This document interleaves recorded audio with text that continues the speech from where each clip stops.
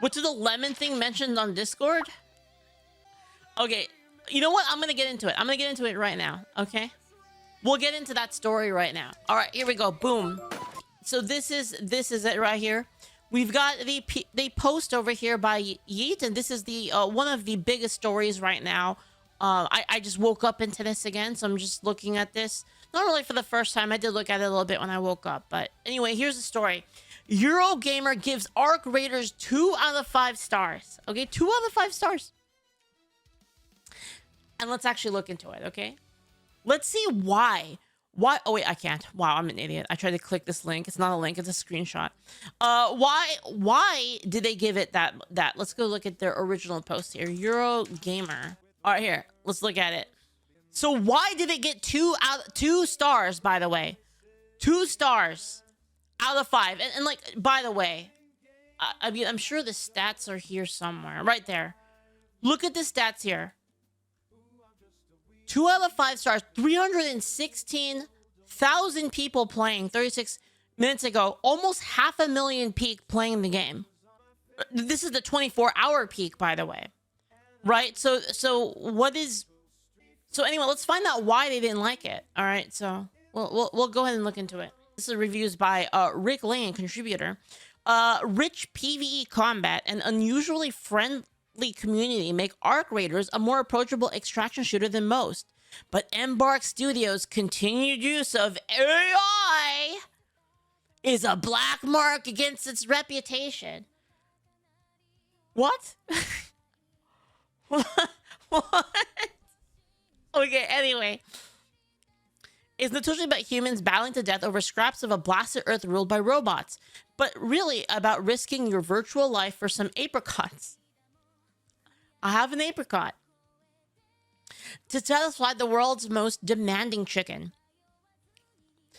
It was a one such poultry-induced shopping expedition when I encountered 3 men cresting a rise over a sand dune, bristling with weapons.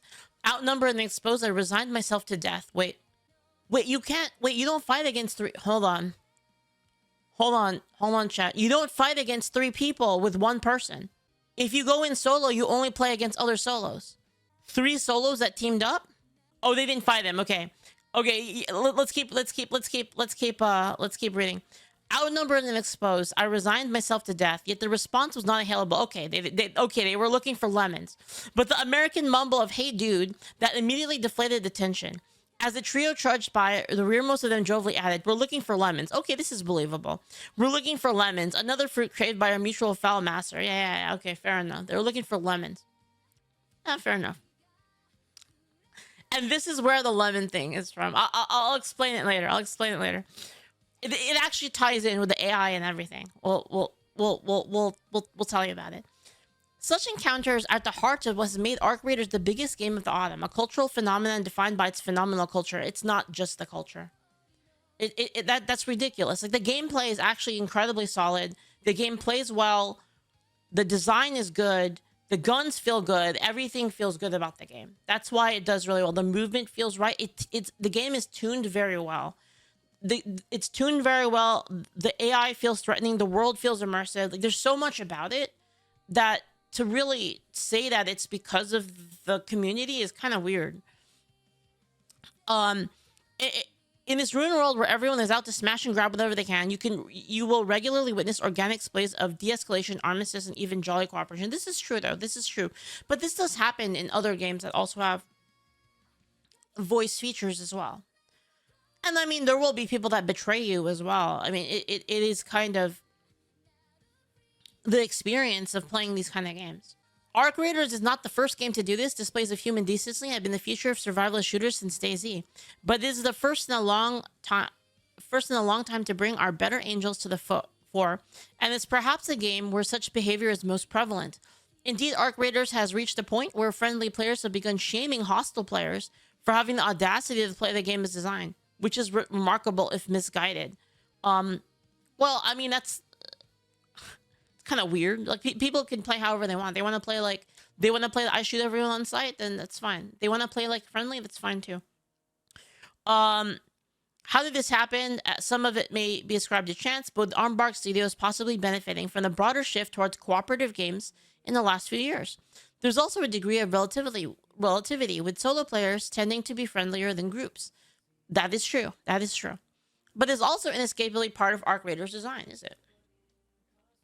Structurally, Arc Raiders is a typical extraction shooter with teams ranging from solos to trios, spawning dispersed across large maps, aiming to stuff their backpack with goodies and escape to the subterranean city of Speranza via underground elevators, subway stations, and air shafts. Those goodies are used to craft and or buy superior weapons and equipment before the whole rigmarole begins again.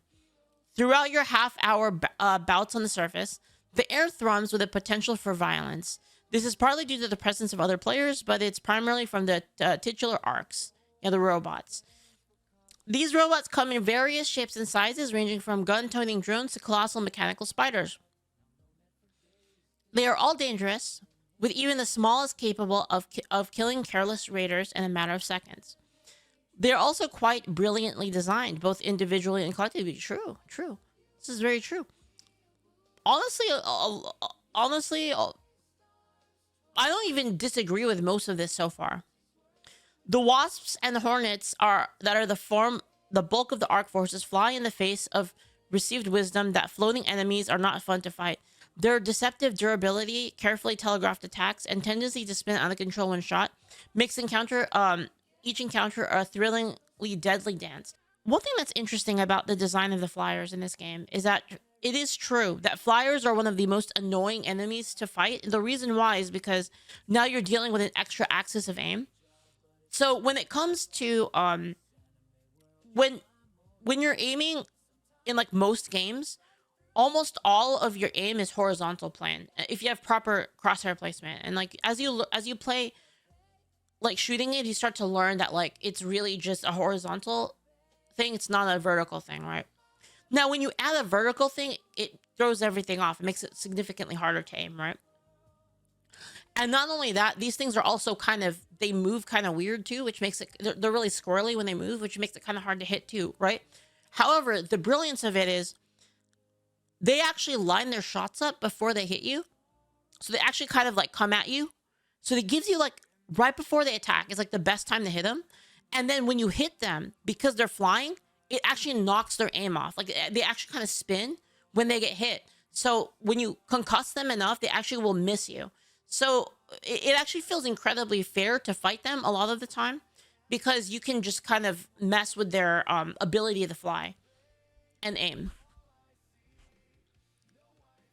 which is like a really good solution. Like if you could imagine like if that didn't happen and it was like kind of just whatever, like the physics didn't matter there, and you shot these things and they literally just kept flying like in the same way and they didn't like turn or anything like that or spin, it'd be way more annoying to fight if like you couldn't throw their aim off by shooting them. So it's actually just like the design is very good of these flying enemies. Then there are rolling balls that lurk in buildings, acting as mobile traps by exploding or spitting flame. These mechanical jump scares make interior exploration fraught with peril, not least because you know that about half the map just heard them explode. Indeed, it is the Ark's combined power that makes them so dangerous. Any noise can potentially attract an Ark's attention. Gunfire activating an extraction point, even a heavy fall can ignite the curiosity of a patrolling wasp. Yeah, and this is neat that they do have vision and audio to detect you. And it really kind of does have that stealth feel to it. Like I don't think I've really played a extraction game that has this feeling of like actually hiding from things and like sneaking around properly. Like this game has just really good stealth gameplay and it's all kind of underneath everything, so we don't even notice it, right? In fact, the brilliance of the design is that you don't notice it, which I think is really good. Seeing the searchlight of a bucket snitch turn red always triggers a frantic scramble to bring it down before it can call reinforcements. The Ark's presence makes taking on other players an additional risk that must be calculated carefully. On top of that, some of the larger Arcs, the Leapers, Bastions, and the Almighty Queen are difficult to take down without extra help. Yeah, you have to like really prepare for these guys. In this manner, cooperation is tactically encouraged. Tactily encouraged. Further facilitated by Arc Raider's most famous voice command, "Don't shoot." This easily deployable icebreaker enables most voice chat averse players to defuse an encounter and possibly strike up an allegiance. And yeah, this has happened many times. Such is the way in which Arc Raiders encourages a more affable extraction experience. But I cannot stress enough that this surprisingly genial atmosphere would be nothing without the bastards. Every player willing to shoot you in the back, this is true, or snipe you from afar, or booby trap an extraction, is as vital to the game's ecosystem as the friendlies. Even if I will curse their names to the end of time as they stand over my prostrate form, preparing to sock me back to Speranza. Without them, there would be no magic in those moments when the player capable of killing you chooses not to. It's true. Even when the fighting breaks out amongst players, Arc Raiders remains friendlier than most extraction shooters. I actually think that's true as well. The wide angle view afforded by third person, and I do think that third person is much more friendly for new players. For new players and like kind of less hardcore players. Yeah, I personally like feel more comfortable playing like a third person game than the first person game. It's also less disorienting, I think. Lets you see your skins too, which is nice. While the energy shield all raiders carry often prevents instant kills, generally giving you a chance to respond. Combat feels broadly deliberate with slow weapon reloads, health replenishment, and no deployable hotkey, emphasizing more thoughtful encounters. Arc Raiders is also adept at involving you in its loot cycle, making everything you pick up feel valuable and a part of a larger plan. The crafting system, where you must build and upgrade workbenches in order to create higher tier gear, will have you sniffing out hyper-obscure items ranging from antiseptic to toasters. Meanwhile, I do like the loot variety in the game. It really feels like you're looting stuff in like this kind of junky world. Like it's not just like there's a good amount of variety. But they're good at introducing you to loot locations across the shooter's vast, evocative maps. Objectives could be better signposted, however, so you don't spend ages looking for that crate the size of a shoebox in the junkyard. And while there will be dizzying highs and frustrating lows in Arc Raiders' roller coaster of gear acquisition, it always ensures that you can go into a fight with something. A randomized free loadout is always available for those running low on weapons, resources, or cash, or who just want a quick run without risking their better stuff. And of course, there's Scrappy, the bizarrely lovable cockerel who generates basic crafting resources over time, whose scavenging can be improved by sourcing eclectic items like dog collars, cat beds, and apricots. Like Embark's previous shooter, The Finals, Arc Raiders displays considered design. Also, like The Finals, this design is overshadowed by the specter of AI. Here we go, guys. Here we go. Arc Raiders uses machine learning algorithms for its arc animations and text-to-speech based performances generated by the voices of real actors. While I am deeply skeptical of AI in the use of game development, it is important to emphasize the nuances at play here. For starters, the two techniques are not the same. While Embark has further argued less convincingly that TTS is different from the generative AI tools like ChatGPT. Certainly, machine learning is not a new technology in video games, experimented with by developers, at least since the black and white days. The animations of the arcs, how they adapt to environments and react to being shot, are all based on similar principles to black and white's creature AI. Embark has attempted to create emergent behaviors in its enemies through reinforcement learning, enabling them to both move and react to terrain and player behavior in highly realistic ways. It's an interesting technology, and the effects it produces during the matches are undeniably convincing. The same cannot be said about Embark's generated voice lines, which are aggressively mediocre and a stain on the experience. While speaking characters are mostly limited to traders, although player characters also vocalize emotes and pings during matches, when you do speak with them, their voices are flat and emotionally blunted, aside from the occasional bizarre inflection that reveals their robotic roots. It's telling that the sole memorable character in Arc Raiders is a rooster incapable of speech. Embark claims its use of AI. It claims it uses AI voices so the studio can implement ideas quicker.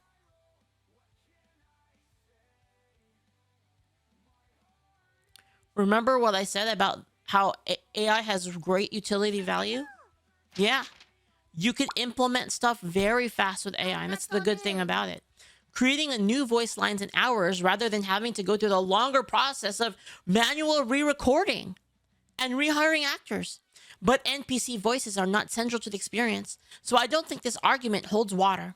Even if it did, Arc Raiders' launch has been so successful, Embark could probably hire a team of live-in voice actors and still make a gargantuan amounts of profit while benefiting from more memorable characters as a result.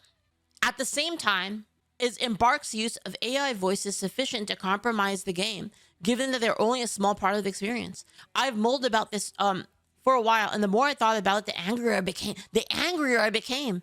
Because yes, using AI voices does compromise Arc Raiders, not just ethically, but artistically. Let's start with the obvious point. That Arc, you know what, let me stop and actually talk about this, okay? We'll stop for a bit, okay? Something that we said about Embark's generated voices were aggressively mediocre and a stain on the experience, while speaking characters are limited, right, to traders. Embark, it's telling the sole memorable character in Arc Raiders is a rooster incapable of speech. It doesn't really have to do with the dialogue, I think. It's just because it's a funny rooster that gets you loot. It's freaking hilarious. People love that, right? I don't think this actually has anything to do with AI, to be honest. Embark claims it uses AI voices in the studio so it can implement ideas quicker. Again, like, this is a huge reason, like, this is a huge benefit of using AI. The turnaround times are really fast. Like, the prototyping is really, really fast, and you're able to do a lot of things that you normally just wouldn't have the funds or the time to do, really. Like, again, a utility purpose.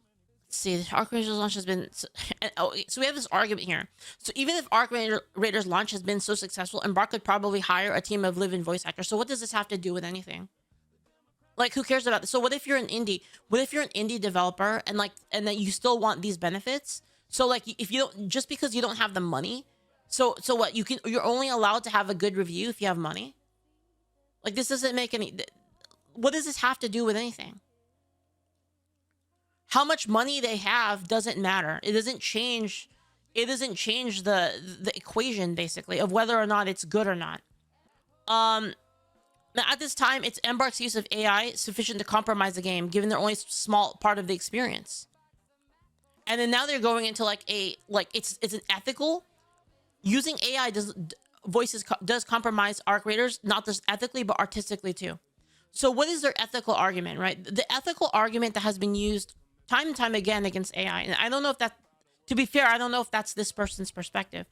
I can only guess based on like the typical, the typical temperature when it comes to AI. Usually the argument is, well, it's trained off of people that don't agree on it. And I don't even think personally that that's even a good argument. I can go into that later. But let's assume we accept the premise. We accept the premise that, well, it's unethical because it trains off of other people's stuff without their consent. Embark got consent from the voice actors for this. So that argument is completely out of the window. Unless you're going to make a different argument. Unless we're going to move the goalpost again. Because the voice actors who worked on Arc, they knew that this was going to happen. Also just going to be the one to say it, but were there AI voices in the game? Sounds like typical Ian. There is. And they actually used AI as well in the finals. There was a big controversy around them using AI for the finals, and they did for I'm fairly certain, I'm like 99% sure that they did it for Arc as well. Let's start with the obvious point. Arc Raiders is set in a world where humanity has been driven underground by a race of hostile robots. The contradiction here between Arc Raiders' themes and the manner of its creation is so glaring that it makes me want to scream. You made a game about the tragedy of humans being replaced by robots while replacing humans with robots. Embark. It displays a total lack of awareness, or worse, a willful ignorance of Arc Raiders' own semantics. One thing I find really weird about this is, do the robots have to be making some kind of deep societal message? Or are the robots just enemies because they're robots? They needed an enemy for the game. Not everything has to have some kind of deep meaning behind it. Right? So it's kind of like, they're basically assuming some kind of like political message from this, and I don't necessarily think that's true. It's a fictional game, yeah, exactly. But really bakes my noodle. My bakes my noodle. What? Like penis? What? What really bakes my I know, I'm just joking. Is so much of what makes art creators compelling in the first place derives from human voices. The guy I mentioned at the outset, Mr. Looking for Lemons, it wasn't just that what he said that stuck to me. It was the way he said it. Irrepressibly cheerful and endearingly goofy with all the R's and L's drawn out. It was as distinctive and memorable as the way Matt Berry says New York City in What We Do in the Shadows. In fact, I tried to think of an actor I could compare it to, but failed because nobody else would have said it like that. Okay, well, what does it have to do with the game? Yes, when you are interacting with live, real people, of course they can have different. They'll have a different interpretation of every situation that they're in. They're not like a pre-programmed thing that happens. So yeah, like you will experience more human emotion when you're dealing with other people who are experiencing that same moment at that exact same time. Obviously, Arc Readers has facilitated millions of similar interactions since launch, but it only makes Embark's use of AI voices more abhorrent. For Arc Readers to ride the wave of human social ability all the way to the bank, while also being contemptuous of the thing that makes us social animals in its own workflow, carving up human voices and reassembling them like a digital Victor Frankenstein, demonstrates a lack of artistic integrity that I find impossible to ignore. Dude, this is literally the salon. Guys, this is literally Salon of 1859. Let me read to you guys. Salon of 1859. It's literally the same thing that they said about photography. This is a quote from Salon of 1859 on photography, okay? As the photographic industry has the refuge of every would-be painter, every painter too ill endowed or too lazy to complete his studies, the universal infatuation bore not only the mark of a blindness, an imbecility, but also an air of vengeance. This is what they said about photography back in the day. Could you find an honest observer to declare that the invasion of photography and the great industrial madness of our times have no part in this deplorable result? Are we to suppose that people whose eyes are growing used to considering the results of material science as though they were products of the beautiful? Will not in the course of time have singularly diminished its faculties of judging and feeling what are among the most ethereal and immaterial aspects of creation. Like they were literally, this is literally the same thing. It's literally the same thing. Man. However smartly designed Arc Raiders is, I cannot recommend it because Embark does not value the thing that makes it special. 2 out of 5 because of AI. That's it. Everything else, wow. Good enemies, good design, good interactions, good everything. Loses 3 stars because of AI. Like, bro, that's actually so and this is why people don't take gaming serious. This is why people don't take gaming journalists seriously fucking at all. Because they're not to be taken seriously. What they say is absolutely fucking retarded. And let me tell you why. Do you want to know what's the most important thing in a video game? What is the most important thing? What is it, chat? And tell me in the comments, what's the most important thing about a game? The most important thing is that the gameplay good and the game is fun. It doesn't fucking matter what the game looks like. In fact, you can have a game with no graphics at all. Nobody cares. No, literally nobody cares. They don't care about that. You can have a game with no music. You can have a game with no dialogue. None of that matters. As long as the game is fun, that's it. Everything else. And you know what? The gameplay is the most important thing to a game. And whatever, like, this might piss people off. This might piss off, you know, all of the community, you know, all of the creative community or whatever. But I'm just going to say it. the art, the music, the story, all of that shit is secondary to the gameplay always. The only thing that's important is the game fun? Is the game fun and does it have good gameplay? That's it. That's all that matters. There might be a couple like ones where that's not where the gameplay is the story. So when the gameplay is the story, then fair enough, the story needs to be important. Or when the music is the gameplay, then like, yeah, maybe the music has to be important. But for gaming in general, gameplay is the most important thing. You can lose everything else as long as the gameplay is good. And that's just the truth. Everything else is secondary to it. Everything else should be subservient to the gameplay, and that's how you make good games. That's how you make good games that people play. And if you want proof, just look at look at the history of games and the games that did well. They always have really good gameplay. That doesn't mean that the story and the music and the art don't matter. They matter. They're like spices. They're like the sprinkling on it. They're the thing that makes it look good. Because you do eat with your eyes as well, right? Like if you see like a delicious steak and you gaze upon it, it gives you a better appetite for like the actual food, right? It's the same thing with games, where if it's visually stunning, it makes the game more appetizing. But if the game still tastes like shit, if the steak still tastes like shit, then it tastes like shit. It doesn't matter like how nice you make it look. It doesn't matter how much you polish the turd. It doesn't matter. It's still shit. And that's kind of what I mean. Is what matters is the function. Does the function of the thing fulfill its function? That's the important thing. And if you strip everything away from a game, you strip all the art, all the music, all of that.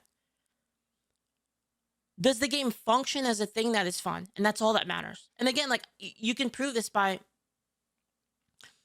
what are some of the games that are considered some of the greatest games of all time? And I'll name you one that has absolute garbage shit graphics and sound. Shit graphics, shit sound, nobody gives a fuck. Considered one of the best games ever. Dwarf Fortress. Considered like one of the goats of gaming. It got nothing. There's literally nothing in it. It's like it literally looks like let me see if I can find it. This is literally Dwarf Fortress, guys, and it's considered one of the best games. One of the best games of all time. That's the game. And this game is purely gameplay. It's on Steam now? Yeah, I know. I gotta play the new version of it. Yeah, I do.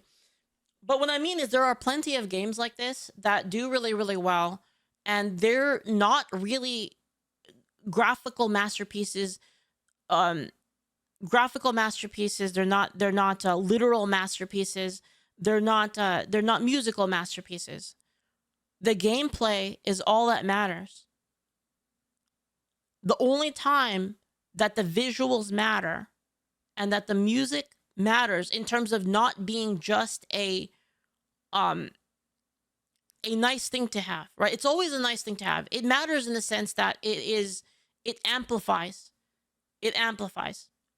But the only time that they matter and that they're critical, that they're a part of the minimum viable product, the only time that they are is when the game specifically rests on top of them.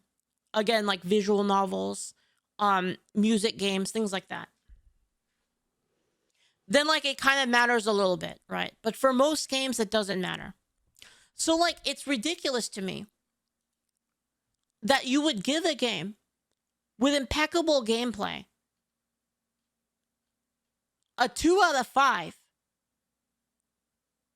because of a sound artistic reason. It's fucking ridiculous. How can anyone trust what how can anyone trust what game journalists say when this is the kind of shit that gets delivered? And you know, this is Eurogamer. This isn't really like a small publication, right? This isn't like you know, Titty Wrangler 42069's blog. Anyway, so like let's kind of look at like what the general response is here. So we've got people here, you know, Eurogamer gives Arc Raiders 2 stars with, you know, again, all of the gameplay praised. They take off more than half. So you know what's interesting about that actually? This actually brings up a good point. I actually think this is them telling the truth. This is them literally telling the truth to your face that the gameplay, the enjoyment of the game, the fun that you have is worth less than half. It's not the most important thing about games. That's what this is saying. Because they took off more than half of the stars. Despite the gameplay being really good. By their own words. So what this tells you is that a lot of these game journalists, they only care about games as far as their fucking smug, fart sniffing,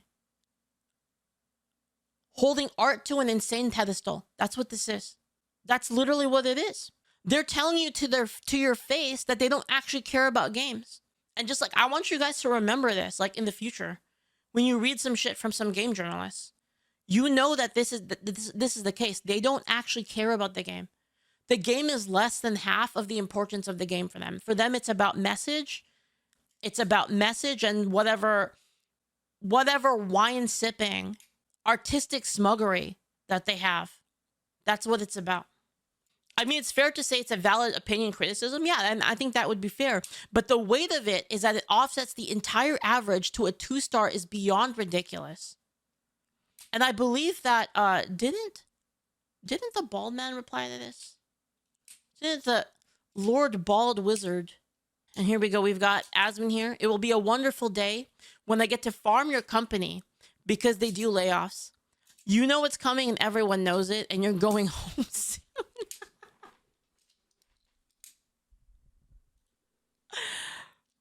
Oh my god. That's fucking incredible. You gotta make that stack. But like as I've been a gamer all my life, and this is fucking irritating. Like this is so bad. Like these people being the arbiters of what's good and what's bad in our community. Guys, we need to stop the immigration into the gaming community. We need to, you know, I don't know, build a wall, if you will, you know? We need to send them back. Send them back. Yeah, Tumblr, send them back.